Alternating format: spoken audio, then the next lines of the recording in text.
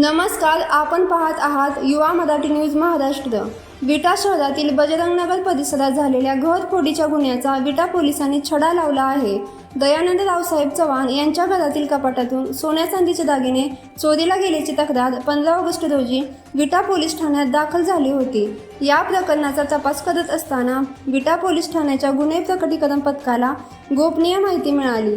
त्यानुसार पोलिसांनी रेकॉर्डवरील आरोपी लक्ष्मण अण्णा चौगुले वय 29 वर्षे राहणार विटा याला सापळा रचून ताब्यात घेतले।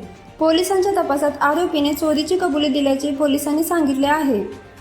त्याच्याकडून तब्बल 13,77,296 रुपये किमतीचे सोन्या चांदीचे दागिने जप्त करण्यात आले आहेत। यामध्ये 13,64,100 रुपये किमतीचे सुमारे 169.51 ग्रॅम सोन्याचे दागिने आणि 13,196 रुपये किमतीचे 63.92 ग्रॅम चांदीचे दागिने जप्त करण्यात आले आहेत। ही कारवाई विटा पोलीस ठाण्याचे प्रभारी पोलीस निरीक्षक धनंजय फडतरे यांच्या मार्गदर्शनाखाली गुन्हे प्रकटीकरण पथकातील पोलीस अंमलदार अमोल पाटील, उत्तम माळी आणि अक्षय जगदाळे यांनी केली। सदर गुन्ह्याचा पुढील तपास पोलीस उपनिरीक्षक अभिजित कनसे करीत आहेत।